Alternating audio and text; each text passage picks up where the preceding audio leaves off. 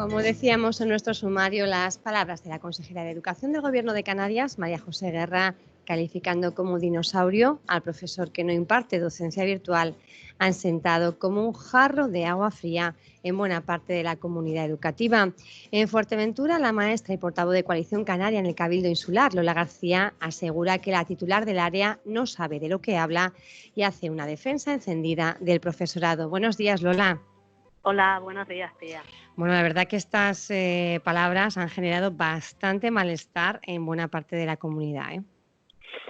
Hombre, sabiendo el trabajo y el esfuerzo que estamos haciendo desde que el día que nos mandaron, bueno, que nos fuimos para nuestras casas sin saber lo que iba a pasar, recuerdo que fue un jueves y justo nos enteramos por la tarde que íbamos a quedarnos el fin de semana, era lo que nos decían, el viernes no teníamos clase y nos quedábamos el fin de semana en casa y mira por dónde vamos. Y el profesorado nos hemos implicado, no hemos buscado excusas ni hemos buscado nada, sino hemos arrimado el hombro como se tiene que hacer en estos momentos y contando siempre con el apoyo de las familias, no nos olvidemos de ellas, que es fundamental el trabajo que también están haciendo ahora por la educación de sus hijos. Pues hemos arrimado el hombro, como te decía, y estamos trabajando desde nuestras casas, con nuestras tecnologías, como decimos, los que tengamos.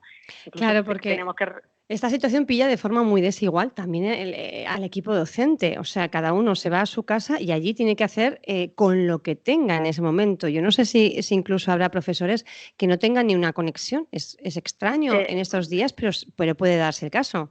Claro, hay gente que ha venido a dar clase a Fuerteventura, de la península o incluso de otras islas, que está viviendo en pisos de alquiler. No sé, bueno, yo no sé las circunstancias de los compañeros que trabajan conmigo en clase, pues no conozco ninguno, pero sí a lo mejor hay algunos que no tienen conexión a internet en esos pisos, que no tienen wifi, es decir, es un problema.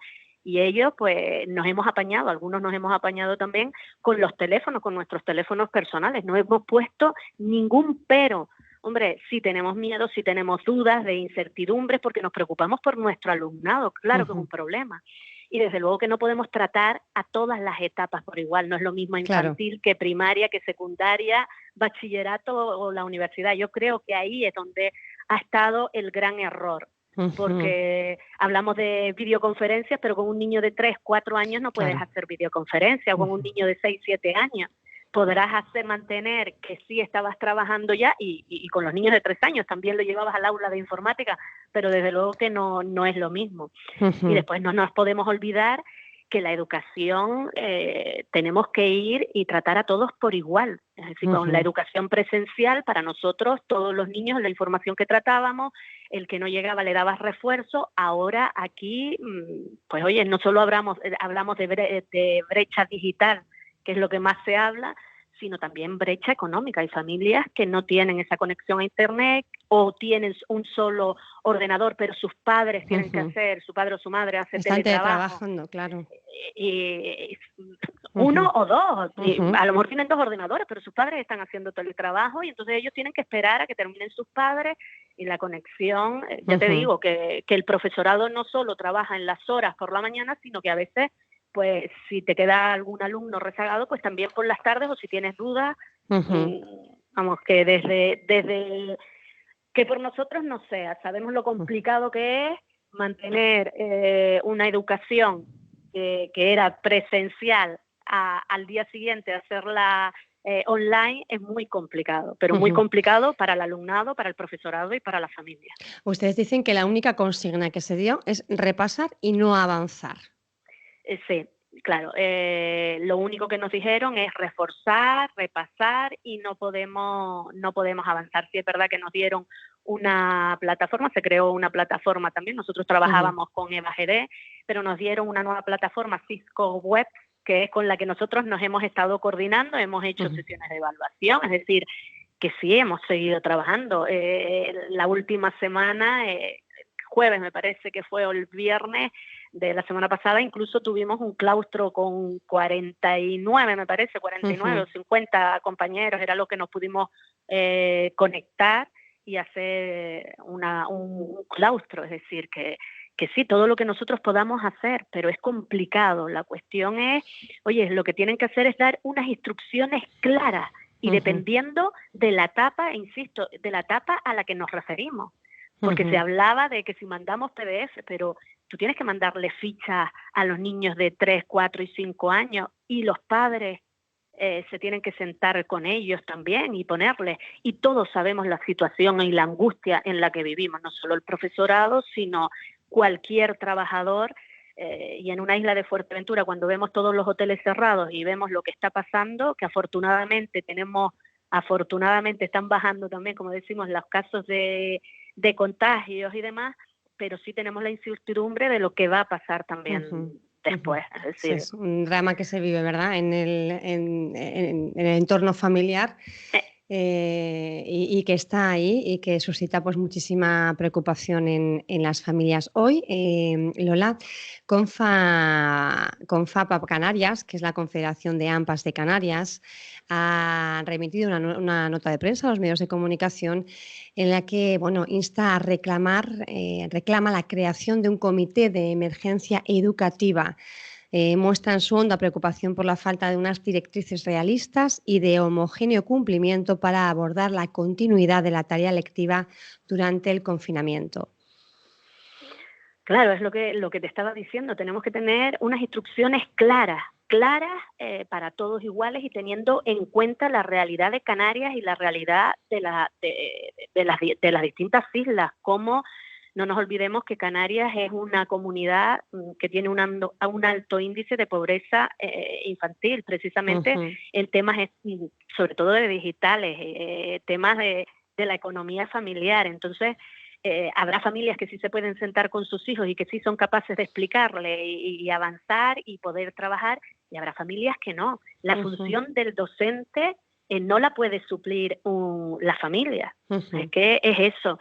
Y lo que decías, la incertidumbre, oye, pues también el tema emocional es muy importante trabajarlo con el alumnado. Yo recuerdo que semanas antes, cuando veían en los medios de comunicación todo el tema del coronavirus y demás, los niños no lo entendían.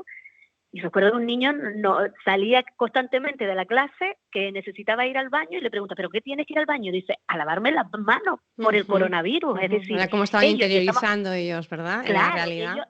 Y tienen miedo. Entonces, claro.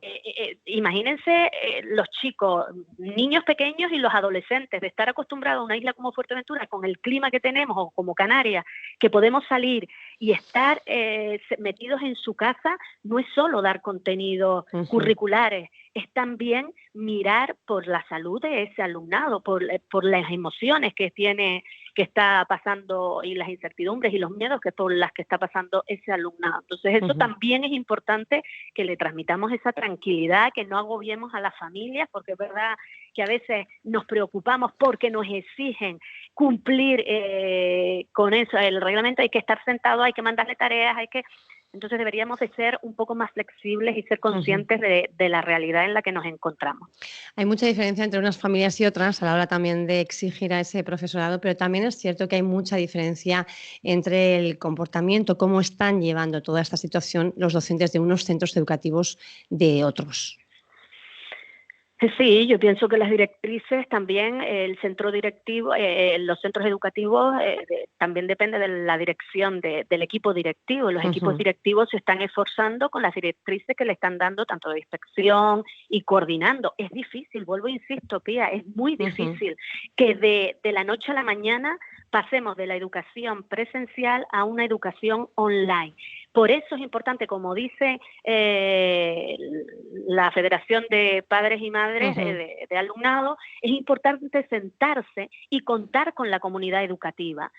El gobierno o los que están gobernando se olvidan de que hay una oposición, se olvidan de que hay colectivos, asociaciones que también tienen conocimiento, que están trabajando desde hace mucho tiempo, y es importante ahora más que nunca contar con todos que tenemos que arrimar el hombro. ¿Ustedes también piensan que sería adecuado crear ese comité de emergencia educativa? Sí. Ya lo decía ayer, en este aspecto lo hemos también hablado, no solo como docentes, sino como partido. Lo decía también ayer en la reunión José Miguel Barragán con la reunión del presidente. Es importante tener sentar y tener un comité para tener esa previsión. ¿Cómo? Porque no es cuándo vamos a volver a las clases, sino cómo lo vamos a hacer. ¿Qué va a pasar con el alumnado? ¿Cómo van a ser las pruebas de BAU? Esa incertidumbre que tenemos, las prácticas del alumnado. En mi colegio estaba alumnado de magisterio haciendo prácticas. ¿Qué va a pasar con esas prácticas del alumnado? El alumnado de formación de centros de trabajo, las FCT. Es decir, hay tantas dudas que todavía no se han aclarado, por eso es importante contar con toda la comunidad educativa, sentarse y poder trabajar, pero de forma conjunta. El gobierno pide que seamos responsables y demás, pero es que a veces no nos dan la información, es que no cuentan con nosotros. Y eso es importante. Nosotros hemos sido respetuosos, hemos sido responsables, hemos mantenido silencio, pero hay cosas en las que no te puedes callar. Es decir, hemos luchado muchos años por el reconocimiento social del profesorado, que era lo que más me molestaba a mí. Oye, muchas veces nos cuesta reconocer o que se conozca el trabajo que hacemos los docentes dentro del colegio, dentro de las aulas, y que no podemos decir, oye, pues el que no haga videoconferencias es un dinosaurio. Eso no se puede decir porque ya le digo, es que no nos han formado para eso. Sí, es verdad que hacemos formación online, pero no es lo mismo una formación que dar una clase. Es decir, todos estamos aprendiendo. Es cuestión de apoyarnos, de mirar, coordinarnos incluso con los compañeros. Nosotros nos coordinamos a ver cómo podemos hacer. Oye, pues yo hice con mi alumnado y me funcionó. Es estar ahora intentando llevarlo de la mejor forma posible y ver las necesidades que tenemos. Es decir, que todas las casas, sabemos, en Fuerteventura hay muchos diseminados que no tienen conexión a Internet. No podemos permitir que unos alumnos, por eso es el tema de no avanzar, no podemos permitir que unos alumnos avancen y otros no.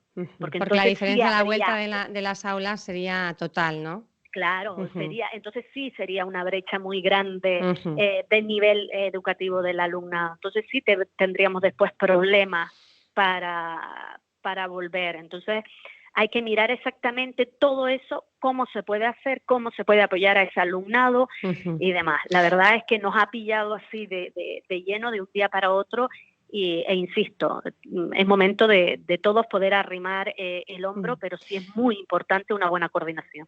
Lola, ¿y va a suponer un antes y un después el tema del coronavirus en lo que es el sistema educativo? Ya no le hablo solo de Canarias, ya pues a nivel estatal y supongo que global incluso, ¿no?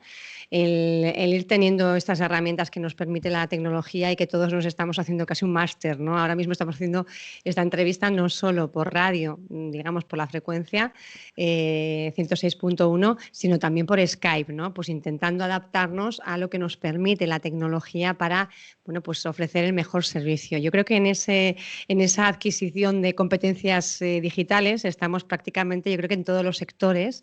Supongo que en el ámbito educativo también va a tener su impacto.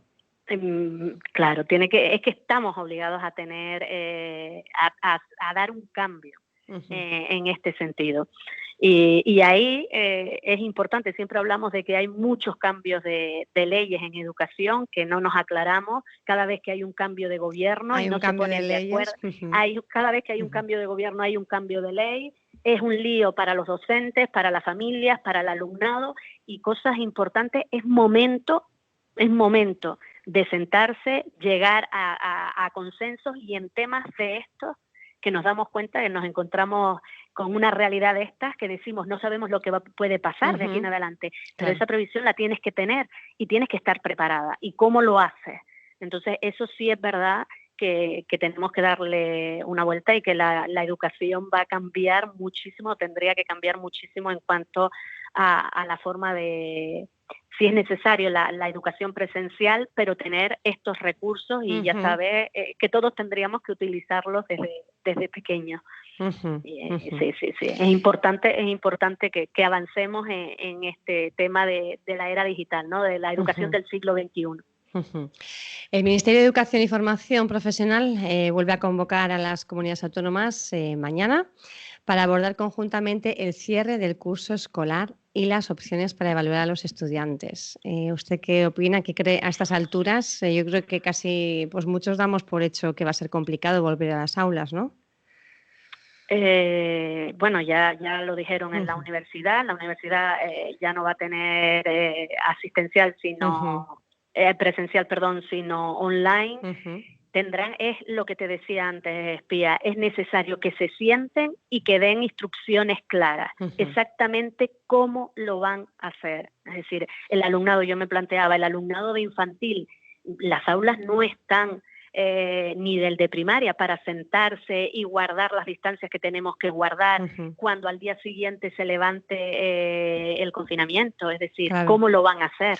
Pero por otro lado también los padres y las madres, si podemos salir al mercado laboral, tendremos que ir a trabajar y contábamos con tener hasta final de curso a los niños en las aulas. Claro. Va a ser realmente una situación, por eso, yo creo que muy complicada, ¿no? Para tomar una decisión que de alguna forma pues venga bien a la generalidad.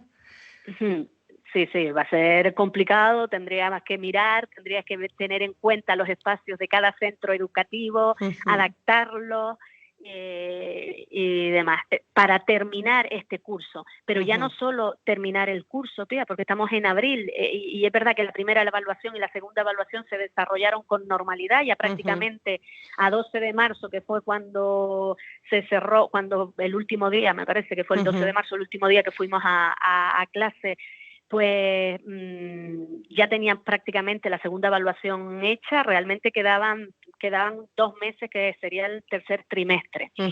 Es mirar a ver cómo haces las evaluaciones, tener claro cómo haces ese final de curso. Claro. Me imagino que en eso es lo que tienen que estar sentados ya trabajando. Las pruebas de BAU que dijeron que se desarrollaban a finales de junio, principios de julio, exactamente lo más que le preocupa al alumnado es, oye, ¿qué temario vamos a dar? Al final, claro, ¿vamos a seguir avanzando? ¿No vamos a seguir avanzando? En las universidades, lo que cómo les va a influir, esos son temas, esa es la incertidumbre, claro, con la que vive el alumnado y el profesorado. ¿Qué es lo que le podemos exigir o en estos momentos podemos exigir o no exigir en las circunstancias en las que estamos? Porque yo me pongo en el papel de cualquier alumno, como todos fuimos alumnos. Oye, en una situación de estas, que tienes incertidumbre, que ves a mis padres cómo están, que a lo mejor no en un ERTE o cualquier circunstancia. En un piso no nos imaginemos que todos tenemos un piso enorme, sino hay personas que también viven en un piso pequeñito que no tienen ni apenas ventilación. Esa es la realidad que tenemos que tener en cuenta también, Pía. Entonces, ante esa angustia ¿qué vamos a hacer? ¿Ya este curso está o no está? Dependiendo de lo que pase y lo que veamos, pero lo que estamos viendo es que hasta el día 26 de abril no se sabe y ya te digo que los espacios en los centros educativos no son los adecuados para guardar esas distancias que nos permiten. Los niños, ¿cómo le vas a prohibir a un niño si salen al recreo, que necesitan recreo? Oye, pues no se puede. Es que yo me planteaba qué tristeza, ¿no? El no poder ver pues esos juegos con los niños en el patio, en las clases, los abrazos por la mañana que les da. Es todo lo que tiene que cambiar, porque un maestro o un docente, una maestra no es solo dar contenido curricular, también hay muchos sentimientos en un colegio, hay emociones que también tienes que transmitir, valores, y eso es importante. Y por lo menos que se haga, yo lo que digo es, oye, ya tenemos el fin de curso, pero el inicio de curso, tener las ideas claras de cómo se va a hacer. Y teniendo claro que todavía no saben, porque se está diciendo que si en octubre, que si en noviembre, pues todas esas previsiones las tienes que tener claras para saber, en caso de que se vuelva a repetir, cómo tenemos que actuar con claridad, qué instrucciones son, cómo podemos separar al alumnado en las bibliotecas, en el aula de informática, cumplir con los espacios. Todo eso lo tendrás que tener contemplado al principio de curso. Incluso los espacios para poder salir al recreo y educar al alumnado en todas esas formas, hasta en las nuevas formas de jugar. Una última cuestión, Lola, como portavoz en el Cabildo. Ayer en rueda de prensa Blas Acosta anunciaba una reestructuración del presupuesto. El romper con el techo de gasto necesita para ello el apoyo del plenario. ¿Ustedes van a apoyar las medidas que se promueven en esta línea desde la corporación? Bueno, Pía, como decía, es momento de arrimar el hombro pero es momento también de contar con la oposición. La única información que nos llega a nosotros es la incidencia de contactos, las altas y las bajas del Cabildo, nada más lo que vemos por los medios de comunicación. Con nosotros no han contado para nada, por eso nosotros presentamos propuestas y estamos haciendo propuestas tanto para el sector primario, para los mayores, para el tema de economía, para los centros de menores. Incluso ayer registrábamos una moción también para el tema del alumnado universitario, que los padres tienen un ERTE, pero ellos van a tener que seguir pagando los pisos y las residencias porque tienes un contrato y tienes que seguir y no puedes perder el piso para el siguiente año, poder seguir estudiando en las universidades. Islas como Fuerteventura, el alumnado de aquí tiene que irse a estudiar en la universidad fuera. Y no hemos tenido respuesta. Yo le decía la semana pasada, justo que fue cuando salió el martes 31 salía que las entidades locales podrían celebrar sesiones, se lo decía al señor presidente que cuando íbamos a celebrar, y decía que no teníamos puntos importantes para celebrar un pleno. Me alegro que se celebre un pleno, porque yo le decía que hay cosas bastante importantes que hablar, pero no nos han dado la información. Yo me enteré ayer por esa rueda de prensa, Pía, no nos habían informado de nada. Y espero que nos llegue la documentación y poder ver la documentación y a ver dónde van a emplear esos 20 millones de euros de los que hablaba. ¿De la modificación presupuestaria? De la modificación presupuestaria, y si estamos de acuerdo, ya le digo que ahora lo que estamos haciendo es intentar arrimar el hombro, pero hay que contar. Es lo que toca, ¿verdad? Sí, es lo que toca, pero hay que contar con todos. Es decir, nosotros tenemos una responsabilidad, tengo una responsabilidad como docente, pero también tengo una responsabilidad con la ciudadanía majorera como portavoz de Coalición Canaria, y por eso también hemos presentado todas estas propuestas, y lo que debería de ser el grupo de gobierno también es contar con la oposición, no solo con Coalición Canaria, sino con el Partido Popular, y apoyar y salir de todos estos unidos y reforzados. Y siempre que ellos nos pidan esa colaboración, pues lo vamos a hacer, pero que nos manden la documentación, que nosotros la podamos estudiar y podamos ver si podemos hacer alguna modificación o opinar, o si está bien, pues decir, mira, pues está bien. Ya veremos, tía. Lola García, maestra y también portavoz de Coalición Canaria en el Cabildo de Fuerteventura. Gracias por haber estado con nosotros y dedicarnos este tiempito. Gracias y ánimo. Muchas gracias a ustedes.